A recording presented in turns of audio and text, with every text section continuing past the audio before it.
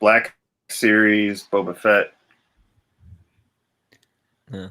You could go on Hot Toys and wait for that to come out, and that'll only be like $5,000. They used to have these things called comic book conventions, and you could get figures there too. But back a long time ago. That's right. In a galaxy far, far away, there were things called comic book conventions and toy conventions, and just all sorts of lovely gatherings where people could hang out and geek out. Now, here's a kind of off topic, but why not? Have you attended any of these virtual cons that have showed up since COVID? I've watched. I don't know about attend. Is watching the same as attending them? I mean, I've watched some of the panels, and I have a friend who does a lot of the interviews of creators, John Suntress. It's like a moderator kind of thing. Yeah, he's a huge. He hosts Word Balloon, and that's like one of the number one. He's like the Oprah of comic book talk show moderator. He's more of like a radio moderator, kind of like a I don't know if you remember Tom Snyder. He's more of a Tom Snyder type of guy. Yeah. Really good guy. Cool. Well, because I'm just wondering if because I know they post panels and stuff sort of after they're over, but I'm just curious about participating in them, either as, because I know sometimes the celebrities will do you can get invited to a panel and like going to a regular convention, they'll have an evening with Kevin Smith or something. I just wonder if it's any more interactive now that people are all on Zoom versus how do you pass the virtual mic? I think it's definitely easier for people to attend. Yeah. For sure. Hey, well, aren't we live? We're live, right? We are, and we're talking geek stuff. But we'll get into the heart of the matter here, because this is What If He Doesn't Survive Live. We're talking about the Mandalorian each week on Sunday night after people have had a chance to watch the latest chapter, and this is the discussion of the tragedy, which is chapter 6 of season 2. We got 2 more of these things to go. And joining me tonight are David Fowlie of Keeping It Real and Mike Crowley of You'll Probably Agree, my loyal and faithful and consistent compatriots in this weird journey. One that I started off very enthusiastic about, but as the weeks have gone on, you've been here to chronicle my increasing disappointment with the series. But we're going to see if we can turn things around tonight with the tragedy. So, Mike, since you have not had a chance at the mic since we went live, and I apologize for that, can you give us the synopsis of what happened in the tragedy? Okay, synopsis. Give it a quick one. Guess who shows up finally? But yes, Reese. Yes, Mando arrives on the planet Typhoon or Typhon. It's the planet from Typhon, from Jedi Fallen Order. So that if you've ever played that game, it's like the first grassy planet you arrive on after the garbage planet. He goes there to put Grogu on the pedestal to see if the Jedi are going to communicate with him, if he's worthy of training, or if they want to train him. And then from the distance, Slave One appears and lands, and you find out that Boba Fett, as a matter of fact, from that cameo we saw from Chapter 5? Yeah, Chapter 5. Yes. Is it Chapter 5? The Gunslinger? The one about the gunslinger, the one where the first oh God, I'm sorry. It's okay. Okay.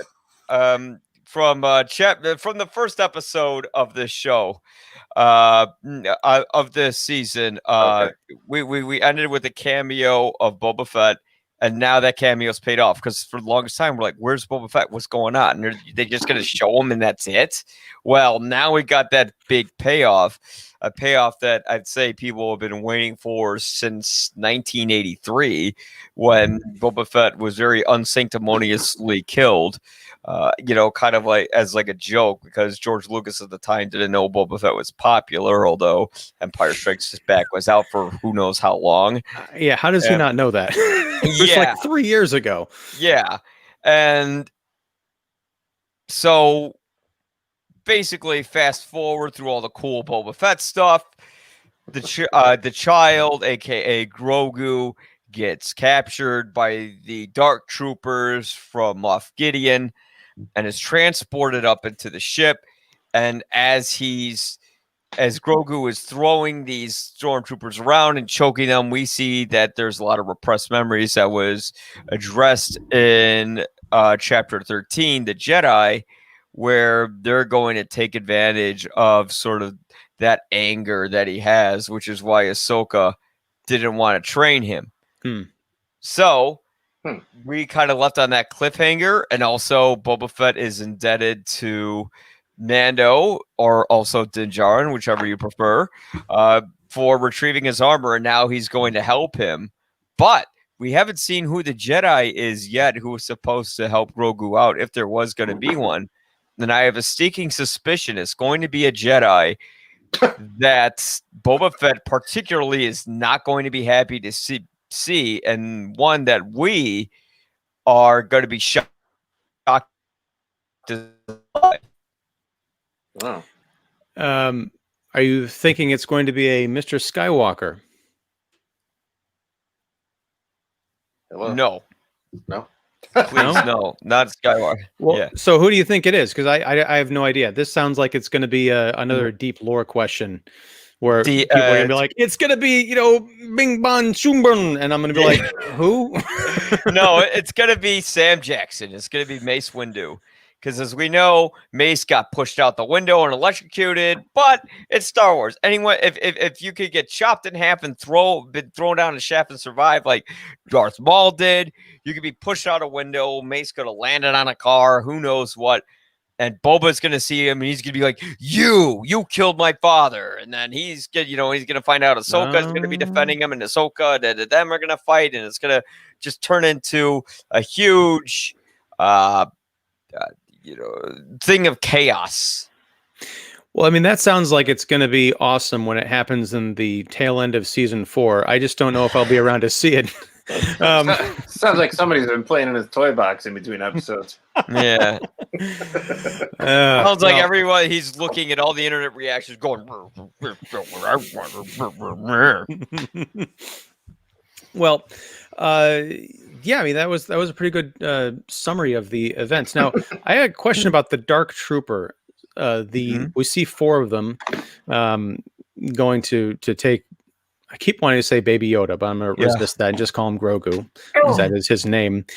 Are these the things that we saw in that mysterious chamber? Yes. Okay. Mm-hmm. Dark Are these Troopers. also the things that Moff Gideon was going to try and augment with Grogu's force powers, or do we get the feeling that's something else? Not necessarily.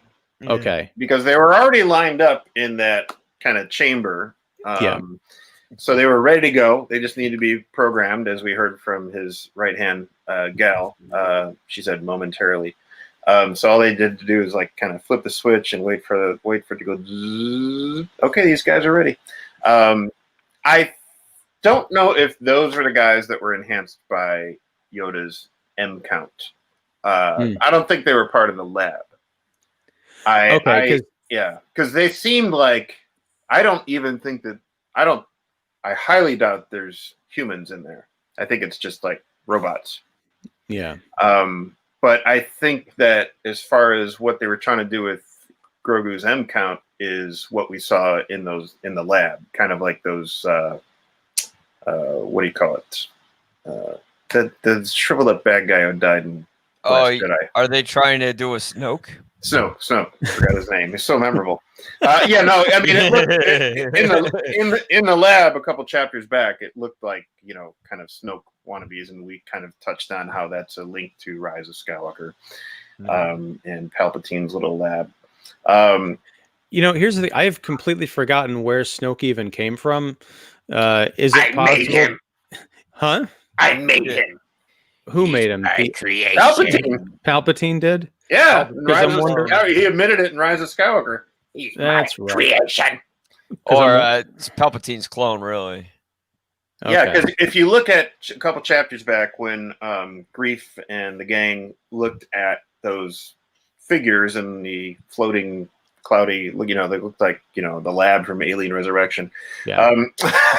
You saw kind of like a scarred head with, some scars here, bald, kind of shriveled up.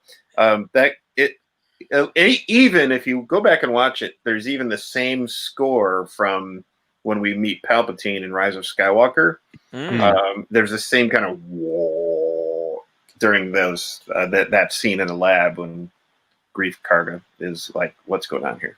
See, because I was just wondering if we're going to find out that this is the seeds of where Snoke came from. Could be. If it was, wouldn't it be ironic if it was Grogu's essence that somehow gave him that clone the Force juice that it needed to? Because at this point, Palpatine is still dead. He's 5 years gone down a shaft somewhere. Even if we believe that, I feel stupid even saying it, that his energy was transferred out of that body and into the other shriveled clone. I don't know. Does that mean Andy Serkis is going to voice Grogu?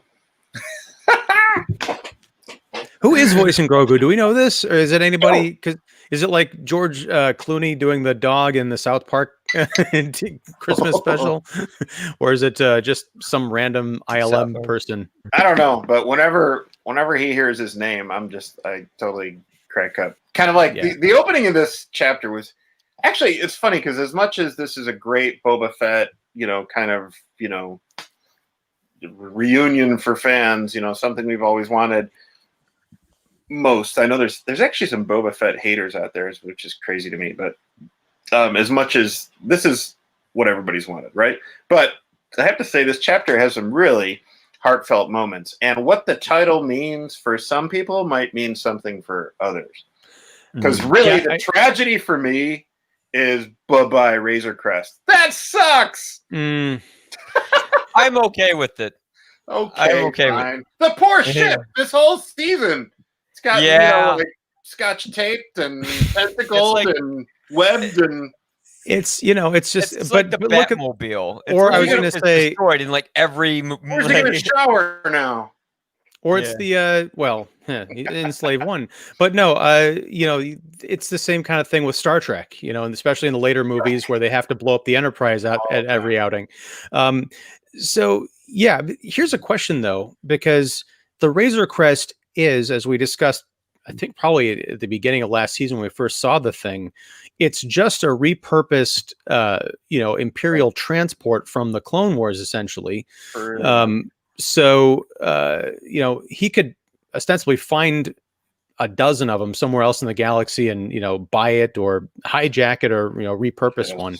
But with Slave... It's just not the same. Well, I mean, it's going to be the same for us. I mean, if he shows up in a ship next season, like it's Razor Crest 2. But about Slave 1, I've always wondered, because it's such a unique ship. I didn't watch the Clone Wars or Rebels, which we've well established at this point. Do other Slave 1 models show up, or are we to believe that this is not just a Mandalorian ship? It is strictly Boba Fett's ship.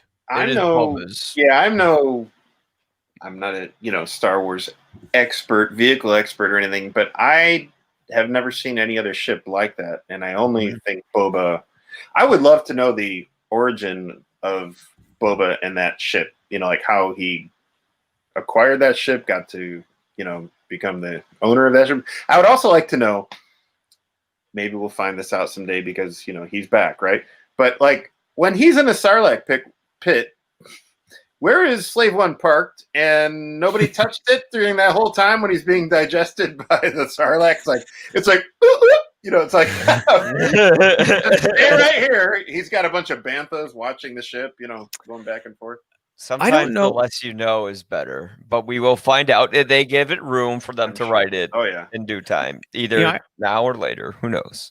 I kind of thought about that too, but Slave 1 is a big ship. If you look at you see Boba Fett in proportion to that ship, it's large. So I imagine he could have some kind of a smaller transport, like maybe even a desert, like speeder bike or something in there that he could potentially park it somewhere else on Tatooine, like leave it in a garage or with like another bounty hunting friend and say, I got to go do this thing. Like we see Mando do all the time, right? Go off to hang out at Jabba's palace with the idea of, I'm going to take my cruiser back later and get the ship.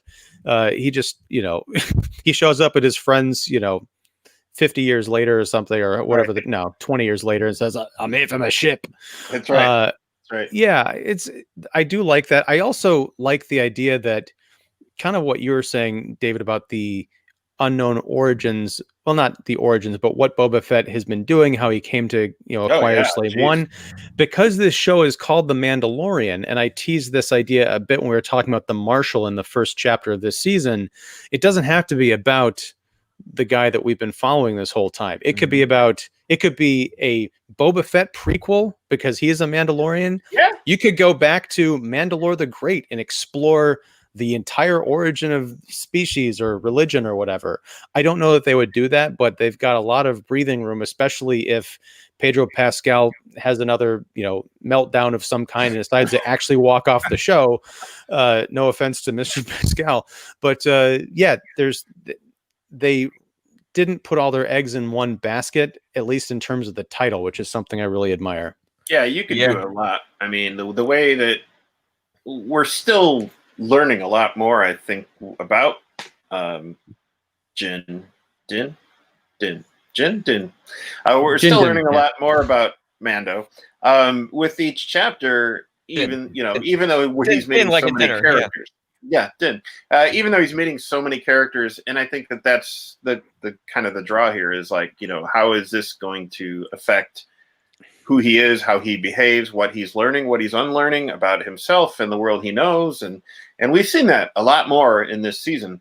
So yeah, it could go anywhere, but I think even in a chapter like this, we even see a lot more. Well, maybe not a lot more, but we even see some character development for Mando here. I think just in the opening of this chapter, when they're in the cockpit, he is chuckling just as we are by saying Grogu's name and the way Grogu responds, and he's just chuckling. But you could also see it's like there's almost this, and we saw this a little bit last chapter, but there's almost this little bittersweet, moment kind of swelling up underneath there. Like this could be the last time he's in my cockpit, and it was actually because there's no more cockpit. I mean, I thought that was really touching. He's like, you're a special kid, and it was like when he swears, he was like when he sweared in the cockpit, he's like, no, it's not I'm not swearing in a bad way. I'm just totally just impressed by how special you are, kid. And that was touching. It's like it was a surprising way to start out the chapter, actually. He's probably also swearing because he knows what he's going to miss. I think in a way. It's not spoken. Yeah. I mean, it's one of those things like grandpa sitting on the porch like, doggone it, my son's great. Something like that. One thing I keep forgetting to mention is we are open for comments. So if anyone is out there watching and they want to jump in with some questions or comments or what you thought of the episode, please drop them in the chat and we will address them presently. So that is a great point that you brought up. It's something that struck me is Mando is a lot talkier in this episode, particularly in the opening. And you get the idea that, not only is his relationship with Grogu growing and improving in a lot of ways, becoming more warm, but you get the feeling that he's been out there in space on his own so much. It just sounds weird to hear him speak so much because one of the draws of this series was he's the kind of man with no name in space, a man of few words, but lots of action. It was almost kind of jarring when I was watching this, like, oh, there's banter now between Grogu and Mando, but I kind of like it. It'll be really interesting to see now that we have this new dynamic aboard Slave One with Fennec and Boba Fett and Mando, if Mando starts to clam up, if he doesn't feel as comfortable around these new people, or if his comfortability in being more conversational with other people that he's in close proximity with, if that actually comes out. I don't necessarily want to see that. I want to see him being like lampshade guy and he's all like, hey, let's go get this kid. But I'm curious to see some of those dynamics explored there. Well, I'm glad you brought that up because I was watching a video essay about how The Mandalorian did right what The Last Jedi and the sequels did wrong, which was they talked about how Mando wouldn't speak a lot, wouldn't emote. He just kind of keep everything to himself. But then there was this point of contention from the author, and he made this video essay 11 months ago while season 1 was still going on. Wow. And he was saying, I don't like how in the later episodes he talks more. I want to see more rather than him speak. And I didn't agree with that, because I like that as time goes on, as Mando is sort of opened up to a little more of the world, he begins to open up a bit more, especially through Grogu. It allows him to sort of let people into his realm a little more, into what he thinks, what he feels. And I mean, for instance, Boba Fett was more talkative in this episode than he usually is. Yeah, like we'd never seen him see or say anything. When it comes to Boba Fett's past, I think we kind of got all that information through the prequels. He was a clone of Jango's that was engineered to not age on a rapid level, like he's Solid Snake or something like that. He's that's a deep geek cut there, but he doesn't age at a rapid pace like the other clones do. So he and his father was killed at a young age by a Jedi, thus he probably has some sort of hatred towards them. We know in the Clone Wars and a lot of the midpoint episodes, around season 3 or season 4, he actively tries to kill Mace Windu, and we know that he has a hatred towards the Jedi. So Filoni kind of wrote in that stuff for him, and really this season is more of a Jon Favreau season than anything. Filoni wrote one episode, Favreau's writing the entire rest of the season. So I like that Mando's coming out a bit more, and I think that's sort of more of a progression of his character as to why he's a little more talkative. Maybe sometimes he's a little too talkative when he's approaching a planet. He's saying this planet has this and that and this and that. It's like, just show up at the planet. It doesn't matter. Yeah, but still, like overall, I like how they've progressed him. And if it does go to another character, it would be a little strange going to Boba Fett, because I think the whole the thing that draws us into the Mandalorian is sort of like it's fish out of water sort of concept, where Mando has had this encased viewpoint of the world ever since he was a foundling, which they actually do address that Boba Fett, as a matter of fact, is a true Mandalorian. That's why we just put on Mandalorian armor. His father was a foundling. He's OG. Yeah.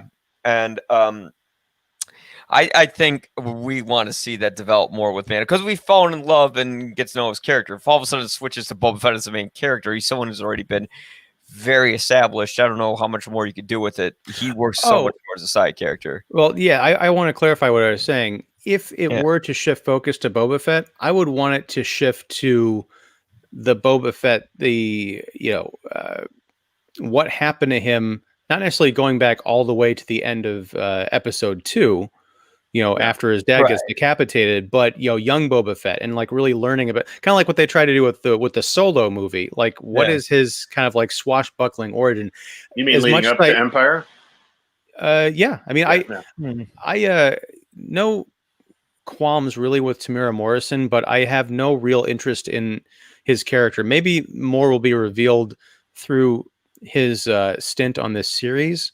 I almost said season, because I don't really have faith that he's going to be around after season 2, at least not as a main presence. And that's kind of okay, because he does offer a nice contrast in this episode, as he's just the kind of pissed off, grumpy, killer who's trying to, he's very solemn. He doesn't really have much of a personality, which is kind of what we come to know Boba Fett as. I mean, he was an icon built off of, I think, 4 lines of dialogue. I last year around this time, I got the Hallmark Christmas ornament of the Boba Fett head, which would have been more appropriate if it had been Jango Fett, honestly. But it played all of Boba Fett's lines from the movies, and there was only 4 of them that they cycled through. Yeah, just a simple man trying to make his way in the universe. Yes, and what if he doesn't survive? And he's no good to me dead, which is really what you want to see on a Christmas ornament. So there are possibilities to go with the Boba Fett, but yeah, if we were to go that route, or if the powers that be were to do that, I'd like to see a younger Boba Fett, not kid Boba Fett. Start off when he's in his 20s or something, really getting started.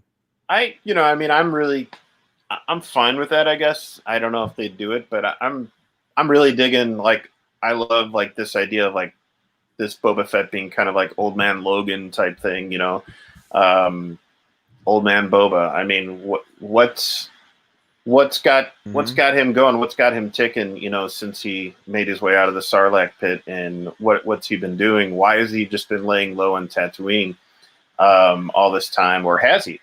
Or is that just like his base? I mean, obviously he, as I mentioned, alluded to, we first saw him in Chapter 5, and Mike, you were right this whole time last season when he was the one who rescued, who came across Fennec. That was him who rescued him in the Gunslinger episode, or who rescued her in the Gunslinger episode, or at least walked up to her. We're assuming. Everybody was thinking, is it Boba? Could it be Boba? And I was like, I don't care. I think that was Ian's analysis that he thought it might be Boba. Oh, was that Ian's? Might be. And I don't even know if that was original to me or if that was something I picked up reading internet chatter. Yeah, but yeah, I think it's fair to say that he rescued her. I don't remember how exactly she was shot. Almost.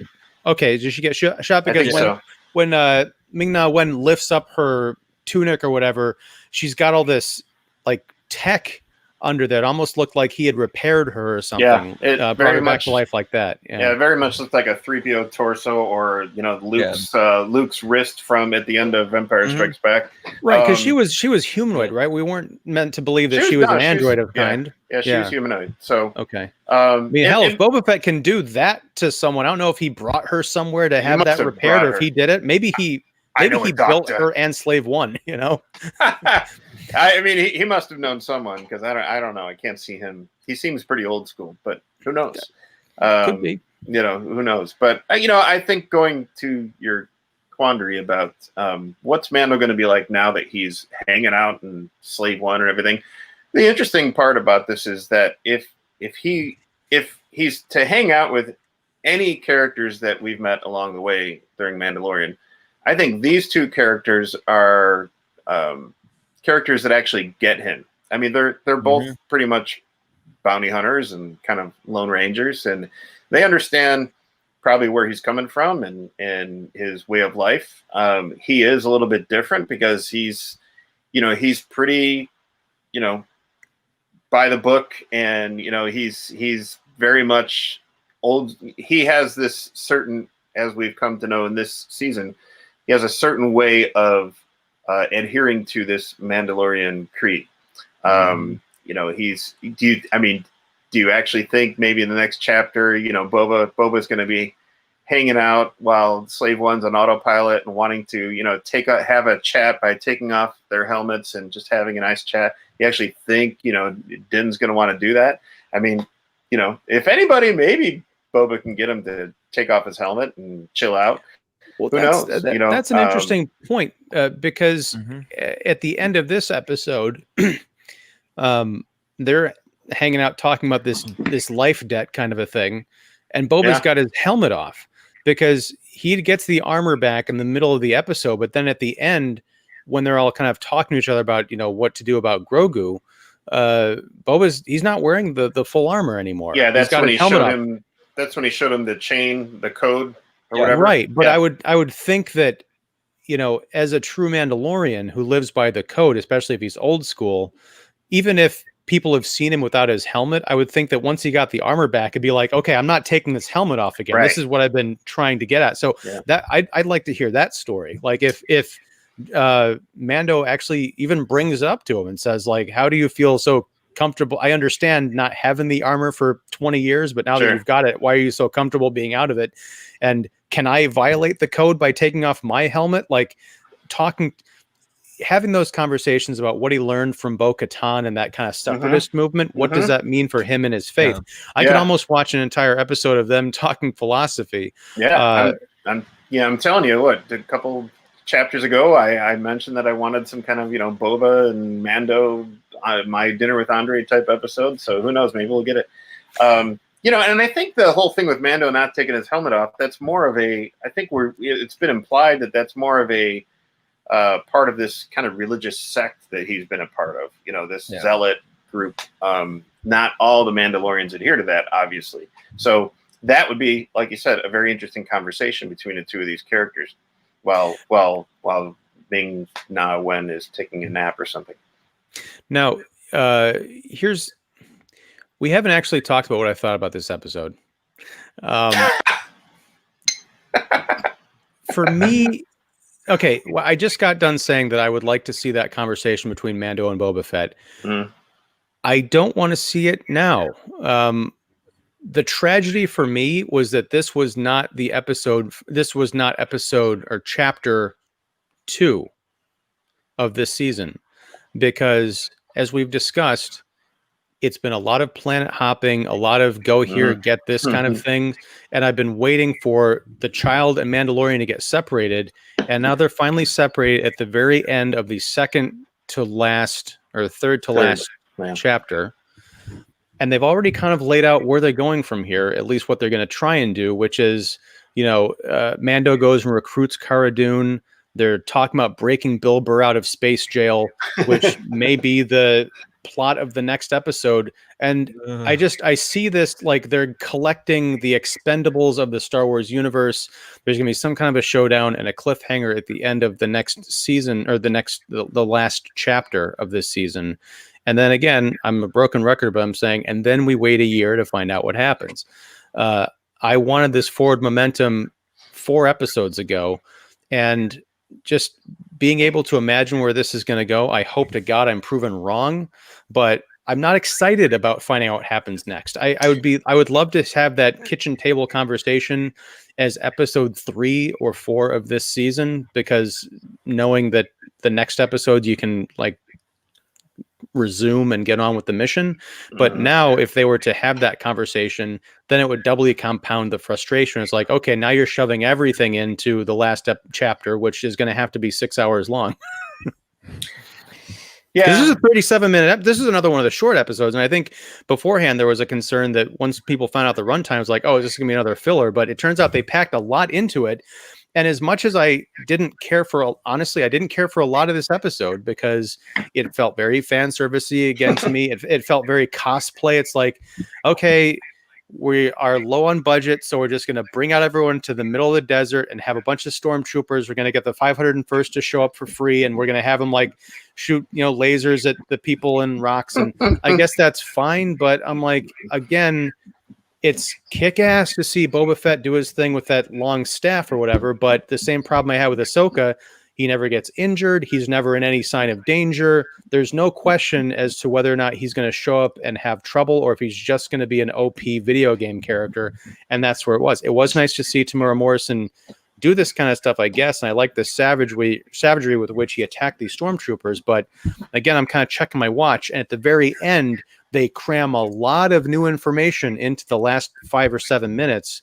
I love what was going on aboard Moff Gideon's ship, especially with Yoda. And I love the cruelty that Grogu was exhibiting with those stormtroopers. That was kind of disturbing. And it brought me back to Ahsoka's hesitance to train him. Like, oh, maybe there is some real darkness in there that she has a right to be afraid of. Maybe he is right for creating evil stormtrooper robots. But am I going to see any more of this development in the next 2 episodes, or is it just going to be another space heist followed by near miss with Gideon, or Gideon dies and then they introduce Thrawn in a shadowy, cameo type thing where you, like they did with Thanos in like the 4th Marvel movie at the end, he's like, he turns to the camera, like, I don't know. Well, yeah, I think you're going to be disappointed. I don't think this show is for you. And honestly, and this is sort of a thread that began the last episode, is I'm coming to the realization that unfortunately the Mandalorian might not be the show for me. I think I just want another Star Wars movie. Yeah, I mean, I understand that. I mean, if it's not for you, that's okay. Everyone has their own preference. I feel like they're doing a good job sort of rebuilding the fan base, getting everyone excited about Star Wars again. And it's fan servicey, but it's not talking down to the fans, which is what I like. Boba Fett isn't here just because Boba Fett's cool and everybody likes him. I mean, this episode, we should note, is directed by Robert Rodriguez. So it definitely has those Robert Rodriguez-ish. No, when I saw his name in the credits, I was like, that's Robert Rodriguez. Get out of here. I said something so outrageous that Mike froze. Right after it broke up. Wait, Mike I want to say froze. one real quick. We do have a guest in the chat. Sajiwa is here. We got the Sajiwa stamp of approval. Yes, he said the most recent episode was good. Yes. Not great, but good. Yeah. Well, Yeah. he tends to play things close to the vest, I think, with in terms of the enthusiasm. Is that right, Sajiwa? You can say yes or no or call me crazy. How slow is this season? We were actually just talking about that. I think you'd love to. Yeah, I mean, if Sajiwa were directed, they'd just be having My Dinner with Andre every episode. I'd love a black and white Star Wars. That'd be awesome. I would love that. Well, I mean, that's always been the case. They speak. Yes, English, they speak English because, if they didn't speak basic, it would be very confusing if everyone's going and it's like some foreign language. Well, there's some of that. There's a Hutchies. A little bit. Yeah, but not entirely. We don't see like an entire episode. I mean, we did with the holiday special, which I don't mind fan service. I mean, I really don't. As long as it's not in jeopardy of telling the overall story. Intellectual curiosity, sure. I think that we're getting more of a emotional awakening to Mandalorian than some type of intellectual curiosity. Maybe the intellectual curiosity is on Gideon's part, but I think Mando's kind of realizing like, this kid's really opening up some stuff in me. I'm getting the feels down here, and I'm thinking it's very interesting to see where this kid's going. Like Ian said, that it was cool to see his fear and anger on display here. We haven't talked too much about. We are old men. We haven't talked too much about. Hey, as I established, I'm all for old man action movies. We haven't talked too much about the Namaste Grogu, which I'm sure will be a Funko Pop, with his eyes closed, and, sitting him on the Stonehenge, and again, I dug the location. Yes, it looked like somebody's Southern California backyard, possibly whatever. I don't care. Yeah. That's fine. It was good. I was hoping for Typhon to be a planet that was. I'm always looking for really just kind of like almost trippy planetary atmospheres or something. It's something different. But again, I know our limitations here. We still have to film this we have to film this movie on Earth, right? So I know that there's limitations because it's episodic, right? So I didn't mind the location. It made sense. I like that beat where they're looking in the cockpit and they're circling the temple and they're like, looks like there's no clear place to land. Okay, we're gonna have to fly it. And it's just like, oh my gosh, it's just like literally turning a comic book cover, and that's a double page spread of Mando holding Yoda, and he's like, woo! It was fun, and the whole force field thing was very interesting. It's like, again, we don't know what's going on. It's interesting that Grogu just went into this trance. He didn't fight it. Something clicked, and we get a little bit of. We're talking about Mando's dialogue, but we get a little bit of his. I would say there's a little bit of a kind of an exposition for the viewers where.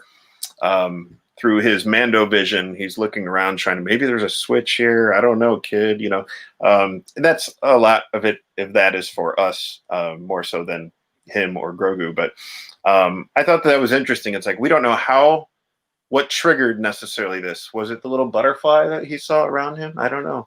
What triggered this blue hue, this beam, Yeah. Well, because there were a few of those butterflies in the background. I'm wondering if it was like that ancient place is a source of great power, obviously, but maybe it sensed, maybe Grogu was the tripwire to turn it on. Yeah. One thing, a couple of things here also from Sajiwa. Ashoka is named after, let's see, an old great Indian emperor. Mm-hmm. Cool. Question: why does he always leave the ship open and unprotected? That's going in Mando bingo, by the way. Along with the trope of, hey, we've got to drop Grogu off somewhere else so that the main action can happen. The temple, Right. the little temple thing was the babysitter in this episode. Yeah. And yes, the ship is no more. We talked about that a little bit earlier. Could Grogu, once he realizes, because I don't think he was around to see the Razor Crest destroyed, is he so force sensitive that he could piece the ship back together? If Mando got him back to that would take. He would be asleep for 6 hours. That would be that would be some Ryan that would Johnson wipe him out. levels but at of least he could force sleep use. in the ship once he reconstituted it. There you go.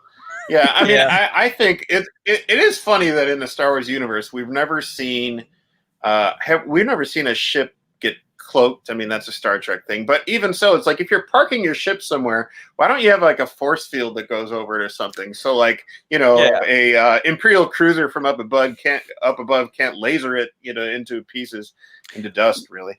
Which also, Sorry. which also brings to question, we see Moff Gideon's cruiser in high orbit, and Boba Fett takes the Slave One up to explore near it. Now, here's a question: why the hell didn't that ship try and shoot the Slave One out of the sky? Because it had what he wanted. Gideon had what he wanted. Yeah, but the Empire, or what's the reconstituted Empire, isn't necessarily known for leaving these things alone. But think about it too. They haven't seen Slave One in forever. They don't know what that is, and they don't really care. It's like, okay, let's get out of here. Look how fast they zoomed out of there after Slave One passed it by. They were like, bam, they're out of there. I just it was like a fly, a blip. I still don't quite buy it because it's not like the Rebel transport that we saw in the beginning of the original Star Wars. This is very clearly a ship that has weaponry and guns. They can tell all sorts of stuff. That they can look at the class and they can see, oh wow, this is Slave One. It's not a ghost. It's a very real thing. Maybe we should just they had no problem shooting the Razor Crest while it was on the ground. They've got an actual armored ship coming up towards them. That'll be fine. I don't know. Sejuis says that he'll probably end up getting a new, better ship, which is probably true. Imagine if that ship is... Oh, here you go. Boba Fett's going to die, and he's going to pass on Slave One to the Mandalorian. That would be very cool. He's not going to die. I really do feel like Boba might die. Because think about this. After all that, after he got out of the Sarlacc pit and all that, they're just going to kill him. They killed Michael Biehn after 5 minutes. They'll do it to Boba Fett. Michael Bihn's used to dying in the first movie. Hear me out, guys. Usually when we see characters say, I have a pact with you, we made a deal, I'm going to stick to the deal. Usually when they see that to the end, somebody pays for it. And then there's this, kind of, emotional payoff of like, he sacrificed his life. He killed Moff Gideon just so you could, save the child. And, and Fennec's left with, well, I guess I'll hang out with you if you want. But, I don't know. Who knows? We got 2 more chapters and it seems like they're going to be packed. So Sejuis says the never-ending wars in Star Wars is kind of boring. Will there ever be Star Peace in development? No. As long as the money's still there, they're going to keep fighting. Now, this is something that I brought up an episode or 2 ago, as far as something that I would be curious to see that the direction of the show had.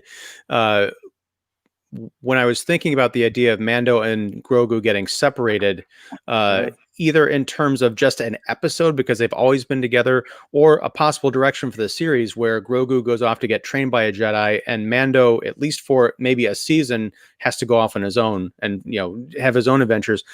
The one cool part about what they're doing, and I'm holding out hope for this, they are collecting space pirates essentially. You've got Fennec, you've got Boba Fett, Mando. They're going after Bill Burr's character. What if Cara Dune renounces her newfound deputy status from the New Republic? What if they created the Star Wars version of Firefly, going off on adventures in Slave One as their main ship? I mean, it's big enough. We've established this that it can hold a bunch of people. That would be kind of fun, even if you got Baby Yoda back. As we've kind of discussed, it's great to have this dynamic of the lone wolf and cub. I don't know how long you get, how much mileage you get out of that with just these 2 characters season after season. It'd be cool to see a bigger group dynamic. Yeah, I would be fine seeing that and seeing where it goes, and that they become almost this kind of this rumor or whisper throughout the universe of like, hey, do you hear that this group is together and they're going around and helping people and taking jobs, and what's up with that? And maybe there's this kind of like the telephone game where word of mouth is being spread and some things are inaccurate and some are not, and it would be interesting to see where that goes for next season. Now, I really don't think that they would go through the effort here to. I have a feeling that this season's going to end with, if we do meet the Jedi that is answering the call, the blue beacon call, it's going to be probably brief or at the end or the final chapter here. I just don't know.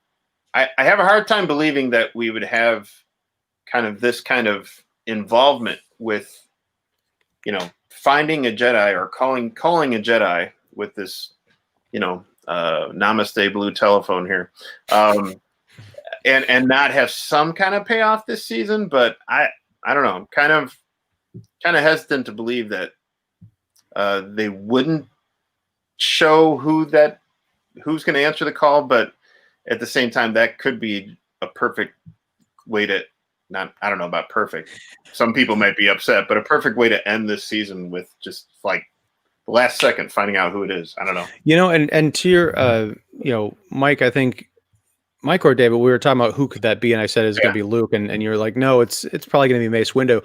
That would be really cool if we found out it was Mace Windu, because much like the Rosario Dawson thing, which happened in between seasons, there's a whole bunch of buzz about, oh my God, she's going to play Ahsoka Tano. Uh-huh. Imagine fans waiting a year to see the return of Mace Windu, even if it's just for an episode in season 3. I think that'd be a good way to create and sustain buzz. Well, it would create so much conflict between Boba Fett's allegiance to Mando and his personal feelings towards what Mace Windu did to him, and then you'd really see some heads butt. And someone pointed this out on my Facebook page for my show, that there was a line of dialogue where a lot of people missed it, that where Moff Gideon said to send out an encrypted message, which I think is for to Dr. Pershing. Oh, in this chapter? Yeah.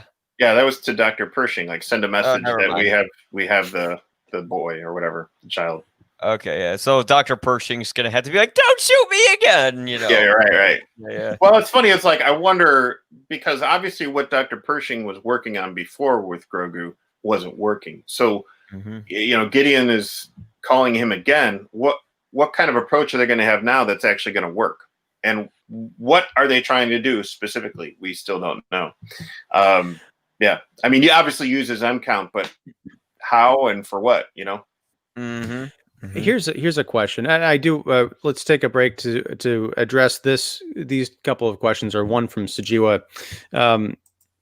Who pays the stormtroopers, and with what? What's the economic setup in this galaxy? I feel like if you're a clone or just an ex-stormtrooper, you're essentially an ex-space Nazi. You go with whoever's going to not execute you on sight. They probably get paid in food and a place to stay. You're totally expendable. I mean, I think we established in the new sequels that in the new sequels is the first time we actually saw stormtroopers without helmets, and that they were actually kind of kidnapped at a young age, and they really kind of were somewhat enslaved. Yes, given a life and given provisions and everything, but like when you're dropped off a transport onto a planet, I mean, you're pretty much there's a possibility you're going to die. So it's like, well, it's also, but here's the thing, that was in the sequels, so there's still like a 20-year gap. It's entirely possible that, say, Finn and the other stormtroopers of his ilk, that may have been a new program that the reconstituting Empire / First Order put into place after the remnants, like these stormtroopers we're seeing now. That might be part of the program, or they could just be leftover clones or leftover people who enlisted to be in part of the Empire. Yeah. Right. I would love to see that explored. I would have loved to have seen it explored in the sequel trilogy instead. I was about to say they could have done that with, I don't know, Finn, and see why he right. I think what was his relationship with his friends? Instead of, oh, you're the nice stormtrooper. Why? It doesn't matter. And immediately after he shoots probably people he grew up with, what's his response? Woo! Like, really? Yes. That's how you're. Wow. Yeah, right. Wow. I think I saw he somewhere earned the role of Jar Jar Abrams. There we go. Yeah, I think I saw somewhere on Twitter where they're calling these stormtroopers remnant stormtroopers, which is really interesting to me. It's like these are sometimes maybe this faction of the Empire is this remnant of the Empire that used to be, and that's why they're trying to, kind of bring this kind of Empire back together somehow, some way. And maybe that has to do with Grand Admiral Thrawn. Is Thrawn thrown in with Gideon, or vice versa, the other way around? Is Gideon reporting to Thrawn? Who knows? I don't know. Or is there like a struggle in this There's power always got to be a vacuum? higher. Yeah, could be. With I mean, maybe they could be equal. And it's like we haven't seen. Obviously, we know very little about Gideon and his backstory, and we don't. I highly doubt that he's force sensitive. It's just that he wants, control and power, and he digs that dark saber. I heard actually was there another question there? Well, I just wanted to back up real quick. I heard that they are going to be publishing an origin story for this character, like where you find out everything you wanted to know about him in between this season and next. I think they're calling it the Gideon Bible.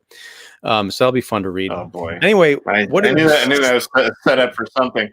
Yes. Yeah, you got to check into a hotel to read it. There you go. And they only stream Disney Plus. Okay, so Jiwa also says, kind of feel bad for the stormtroopers getting killed. Probably poor people who signed up for this some money who, like in our universe. Very good. And then I think the bad guys are trying to create Sith troopers using Baby Yoda Gen X or whatever. We kind of talked about that earlier on in the show, whether or not those are the 4 robots that we saw kidnapping Baby Yoda or some other unseen kind of lab creatures, which Mike and David reminded me of. We saw glimpses of a couple episodes ago. So I think I'm sorry, go ahead. But I kind of have an idea of what they're going to do with it, or what they do from Star Wars lore. Go for it. From playing Star Wars Dark Forces 3, I think. Dark Forces, that's where they were introduced. Yeah, and then in Jedi Outcast, you saw where they took the Dark Troopers and put them genetically into humans and created Sith troopers that you fight in it. So I think they're going to have the Sith troopers, and all of this is going to be an evolution towards the creation of Snoke, towards the recreation of a cloned Palpatine. Wow. So then Dave Filoni can be the Star Wars janitor again and clean up the terrible writing mess that other people did. Now, here's a question, because my wife and I were just scratching our heads so much that we started to bleed in our scalps. Not Boba Fett. Mando has this wonderful, cool silver backpack that is remote controlled that we've seen put to great purpose. At one point during the fighting with the stormtroopers, he takes it off and sets it aside. And then when he realizes that he needs to get back up to the temple, what? Not during the stormtrooper fight. Before the stormtroopers arrived, the deal was Boba said, "You take that jetpack off, and then we can talk. And I'll take the jetpack off, and I'll take my sniper off, and then we'll talk." All right. Well, regardless, he doesn't have it on during the fight. But when Grogu is in danger, like, oh my God, we left him exposed, they have to run up to the top of this hill. He's an experienced bounty hunter who literally walks around all the time with this thing on his back. Why did he leave it in the dust? And the answer, because she asked me that question, I said, because otherwise he would have been able to save Grogu. And she's like, yeah, but isn't that a good thing? I'm like, no, not if you want to have a chapter 7. we you know what? The answer is we make mistakes as parents, come on. We're And I can't argue logic with Star Wars, because I think ever since episode what was it, The Last Jedi, when I saw an elderly woman with a former coke habit flying across space, I just kind of went, dude, that's wrong. That's wrong. That's wrong of you. Okay. He's not wrong, but it's wrong. I mean, if you're going to bet on all of the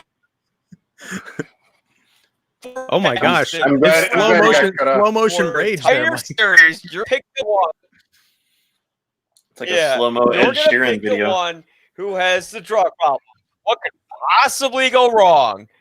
I mean, look, I feel bad that happened to her. She seemed like a great person, but that was just a bad decision. If we want to talk about bad decisions in life, That's true, but we're not going Taking to on speak Carrie ill of. Fisher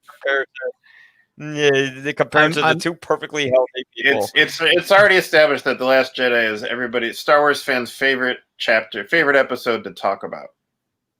Yeah. See, whatever, as Sejua said, whatever plot mistakes are in Mando, it is 1,000 times better than The Rise of Skywalker. Yes, that is true. This I is think you very you true. left off a couple of zeros there at least.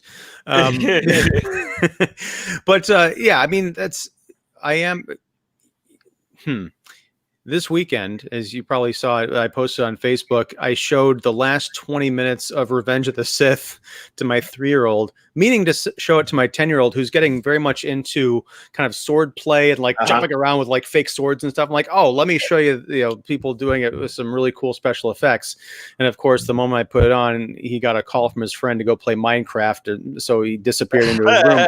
My 3-year-old loved it though. That's hilarious. Everything from Palpatine and Yoda fighting, which I didn't appreciate the climactic 20 minutes of Revenge of the Sith until I watched it with a 3-year-old. Well, and I got to admit, his name's Luke, right?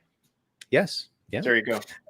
But it's I think it's because we didn't watch the full 2 hours and 49 minutes to the point where that climax I can't appreciate at the end of that movie because everything else leading up to it is just so like but it's a really tight, really exciting climactic 20 minutes outside of the fact that Hayden Christensen is worse than I remember him being. I watched it's funny you mentioned that because I saw that you mentioned that, and just for the heck of it, I'm like, well, let me just watch that movie the whole way through. I was doing something else and I'm watching it, and I'm like, man, the cool part that is just glossed over in a montage is the destruction of Order 66, the destruction of what's left out there of the Jedis, and it's like let's do a montage like a Rocky workout, and it's like come on, man, it's like I don't care about Padme and Hayden because the dialogue's terrible and Hayden's I mean, like watching again I was just like, man, Hayden. Yeah, I'm sorry, but here's the thing. Everyone's like, "Oh, well, dialogue's terrible. Hayden Christensen didn't have much to work with." Okay, guess what? Everyone didn't have much to work with, but they still did their job. Hayden Christensen couldn't. I'm sorry, he's just bad. And that's the thing is like Lucas cannot write romantic dialogue. There's just like relationship dialogue. It's not good. It's not good. And yeah. Even that the dialogue between Anakin and Obi-Wan on that right before they draw lightsabers on each other was pretty good. I could see a better young actor delivering that with conviction instead of just really struggling and playing it like a high school performance. So yeah, I can't be mad at that. But yeah, it's really cool. And we ended up watching that the next day so that my older son could watch it. He was bored to tears, of course, because movies, as I found out this weekend in my household, is now referred to as the M word. So we can't, he just doesn't like movies but fortunately, as my wife has pointed out, much like with Luke Skywalker, there is another. Hope. Yes, there is another. Yeah, that's funny. That's funny. And we watched after we watched that scene again, my youngest was like, "Can we watch the lava part again?" Because he loved watching the bridge melt and Anakin and Obi-Wan having to constantly jump from one hazard to another.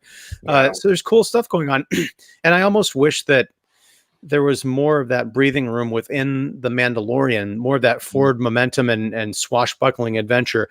Maybe in season 3, if they decide to go that direction, there'll be more money and more consciousness of like, okay, we've had 2 seasons of mini adventures and some character development. Let's ramp things up. You mentioned that great phrase from comics, David, the double page spread of that opening backpack scene of circling the temple. I think in comics, they do have, not a whole lot, and it depends on the title, but they will have issues where it is just like an extended fight scene for like 24 pages. I would love to see one of those, across an episode or two of The Mandalorian, just to kind of break things up. And I think that might all be dependent on, how these characters are dispersed with, let's say, because I think what would The Mandalorian be without Grogu? Obviously would hit marketing a little bit, but it would go back to, following this character, the title character, and whatever happens to Grogu, if he gets whisked away from this show by the Jedi who answers the call, fine. It's still called The Mandalorian, and let's get on with it and see what the show could be like without the little guy. I'll miss him, but maybe we could pick up with him here and there, and Mando could visit him and say, "Hey kid, how's your training coming?" He's like, and who knows? Maybe he's levitating a bunch of little balls. Well, that's only if he's really struggling at the deep end of the universe. Right. But no, that's very sorry. That's very interesting that you mentioned that, because the child or Grogu kind of is the safety valve for this series, because you could have him go off the Jedi and then just have a whole season of Mandalorian on his own. And if audiences hate it, you could always bring Grogu back in season 4 or whatever and be like, I'm sorry, we're bringing him back. It's fine. Right. So actually it's funny. Sejua also mentions, looking forward to the Jim Jarmusch directed ep of Mando. It would be way chill. Yeah. I think, you call it Sith Tree Train. That's a joke for he and I. But I would, I would like to see that. Something, you get like a real indie director to come in and and like the My Dinner with Andre episode that we were kind of joking about. Right. We're just over an hour here, so let's wind it down. I know it breezed by really fast. At least it did for me. I hope. So the latest news is that they're going to start filming Kenobi next month in Boston. So I'm sure you've seen all the Twitter, all the comments. That it was hilarious. If you could find the whole thread on Twitter, I'll try and pass it on to you. It's hilarious. There's even parts of like. The end of Phantom Menace interspersed with like scenes from The Departed. It was hilarious. Say hi to your Mothma for me. Yeah, exactly. But it's where'd you pack the ship? Yeah, I think we could all establish that Ewan McGregor was one of the best parts of the prequel trilogy. So definitely it would be great to see him again, and it's. It'll be fun to see where that show goes and when it takes place. But obviously it would have to be between, episode 3 and 4, but at what point, what's all going on. Obi-Wan went to Fenway Park. Sorry. I caught the end of when he and Yoda are having a conversation. I'll have to go back and revisit it, but he and Yoda are having a conversation at the end of episode 3, and it seemed like it was Yoda was mentioning something that Obi-Wan could look into, and I'll have to revisit that again. But that seems like some kind of morsels that they could take off in that direction. I don't know.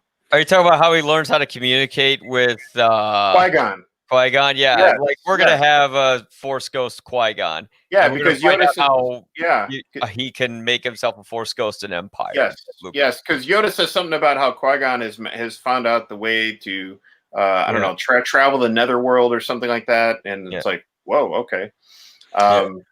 Now, are we sure? Well, I don't know if anything's been released about this, but do you think could this take place between 3 and 4, or could it take place shortly between Jedi and the beginning of The Mandalorian? Because we've established that Obi-Wan is on Tatooine. We've established that Boba Fett, right, is on Tatooine. Obi-Wan's dead now. During the Mandalorian. Right. Yeah, sorry, I'm getting my timelines mixed up. He died in New Hope. Damn it. Yeah, sorry. I mean, he lives on in Force Ghost, but I don't think they do Obi-Wan, Ewan McGregor show with all in Force Ghost. That would be I got all mixed up after watching Revenge of the Sith, so I still think it's 2005. Yeah. So forget that. Episode 3 and 4 is what we're looking at in between there. it'd be so fun if they could work it so you could have Mando and Obi-Wan and Boba Fett fighting each other, getting grouchy on Tatooine. Yeah. The odd couple. Yeah. Oh, I think you're gonna get Mando fighting Gideon and Gideon fighting Mace. Is gonna be crazy. I really we're not gonna don't have know. any quiet. It's not gonna be quiet moments. These are not gonna be quiet episodes. I don't think they are. I would love to see I would love a it if they are. character. I don't think they are. Whatever Jedi answers a call, I would love it to be a character that we know nothing about, we've never even heard of. That would be pretty bold. Is to come up with a brand new character that nobody knew about. Obi-Wan Wahlberg? That'd be perfect. Obi Wahlberg. Yeah. How you doing, Tree? Yeah. But I am Groot. Because I really have a hard time thinking if Sam Jackson does show up, it's like, oh boy, Yeah. This party's over. It's like, oh boy. Yeah. Maybe it'll be a different guy than Mace was, because Mace Windu was kind of a jerk. Did we didn't really comment on the whole Tamara Morrison wearing the Boba armor but I think it's in the room. But I think it's just kind of funny. It's like, okay, that's how I would look if I was wearing the Boba armor. And I have to say, he did look better than what's his name, who wore it in the Oliphant. Yeah, he did look better because I mentioned that Timothy Oliphant looked just kind of like, you're a little small for a stormtrooper type of a character. But this one is like, I think I could fit it back on and get back into my homecoming tuxedo. You might as well have been trying to fit into this the Leia bikini. Okay. I loved it, but I think it was just kind of funny. It's like, all right, first off, I want to see Boba Fett wearing the Leia bikini now. I want to see that. And also, but I was pointing out to Ian before we were rolling, he was wearing that really heavy cloak on, and he put that on over the cloak. That's like if I'm wearing the sweater and I put a t-shirt on over the sweater, it's going to look big. So probably when walk your dog, it'll fit a little more snugly, But yeah, I mean, he looked like Boba dad bod, and we also had knee darts. Were they knee darts or knee guns or what were they? That was knee pad artillery. Yeah. That whole scene is why they hired Robert Rodriguez to have like a cool kick butt Boba Fett is back scene. He comes back in the frame. But I've watched the scene more times than I care to admit. So what does he first do? He first shoots two stormtroopers. Right. No, he actually, I think the first guy he grabs, he like backhands him, shoots like an explosive thing, blows up both other guys, under punches another guy, and shoots a rocket where it goes fly. It seemed like a scene from Machete. Yeah. Yeah, it was great. It's what we wanted for years. And then he got this little guy. I still don't know where he gets the rest of the other rockets and how heavy those rockets are, and how you have to use your finder, right, to aim the rocket. But then you got to bend over. Why do you have to bend over? I mean, you can just shoot it, right? We'll have to talk. I'll have to explain that to you off the air. But no. But here's the thing. As I mentioned, and Mike, you froze up when we were talking about this, so I don't know if you heard what I had said. But when the credits rolled on this, and I saw that Robert Rodriguez had directed the episode, I was like, that can't be true. That's impossible, as Luke Skywalker intoned. But as you guys, as we've established, you watch these things when they drop on Friday, pretty much. Okay. Oh, you guys watch these when it drops. Yes. So I watch it usually on Saturday night, right before, the night before we do this show. I try and avoid spoilers. I usually will hear like the buzz, like, oh, this is a great episode, or I can't believe this thing happened, but I'll stay away. Someone on Facebook posted a video meme, and this is how fast the internet works, of Boba Fett in the armor shooting the stormtroopers, sort of like as they're coming up in a line. Now, when I saw that, I didn't think, oh, someone's spoiling The Mandalorian. I'm like, this is really cheesy looking fan fiction, like a cosplay video. I'm like, but I'm not interested in it. Oh, someone's just trying to say, oh, Boba Fett's back, but this is this crappy little fan film my friends made. And then I saw it in the episode. I'm like, wow. Anyway, that's my stance on this. Let me just say, I'm a big Robert Rodriguez fan, which is why, there was nothing. I kind of see what you're saying, Mike, about the the gadgetry, and I don't know how much was that down to his direction versus what was in the script. And they're like, oh, if anyone could make something of this, it'd be Rodriguez. Yeah. But I didn't end that episode saying, I don't know who directed this, but I feel like there's a real flavor, a real personality to a lot of what was going on. Again, it comes back to my problem with the Ahsoka OP kind of thing from last episode. I'm like, I'm just watching a video game that someone else is playing. But yeah, we've meandered on about The Mandalorian, or at least I have, for long enough. Do you guys have any final thoughts and any insight into where do you think we'll be next week? I'm sure we'll be with Moff Gideon. Not a bad place to be. Yeah, I mean, as far as final thoughts, I am really glad that these are that. Again, I know that I've said this before. I'm really glad that these come out weekly. Mm-hmm. Instead of just plowing through them all. It's just been nice to look forward to something on Friday night or Friday morning at 3 a.m. Yeah. And, besides sleep. Yeah. Hey, I don't get sleep. This is the way. Touche. Yeah. So, Mike, what are your final thoughts? I hope that there's not too much Bill Burr in the next episode. I'll be like, "Hey, what are you doing, man? Don't have that." Like, it's gonna drive me nuts. He was good in that little. I know, but we don't want too much comic relief. We don't want a Ryan Johnson this. I don't think they'll have bathos, but still. Oh, jeez. I don't remember a whole lot about that episode, but I don't remember him being extremely comic, right? He was playing it pretty straight. Did you say bath salts? Bathos. Bathos is a term when, for those who don't know, it's when you have a very dramatic scene and something that's completely, totally inconsistent with it comes in. Let's say you have a scene where someone's dying on a hospital bed and then somebody in the room farts. That's a bathos. So it's okay. So it's all of The Last Jedi. Which sounds like the dramatic equivalent of bath salts, which I do appreciate. All right, guys, we're gonna leave it there. Thank you again very much for joining and talking Mandalorian. As much as my feelings on the show become increasingly conflicted, I am not conflicted at all about these conversations. They're sort of the highlight of my week. So thanks again to Mike Crowley of You'll Probably Agree. Thanks again to David Fowlie of Keeping It Real, and to Boba Fett, and to little baby Grogu. I don't know if you guys saw this, but let me get this. I picked up my official at Tuesday morning. I picked up my official Grogu hand sanitizer. What's it smell like? That's the best one. I don't know. I haven't broken the seal on it because then it wouldn't be collectible.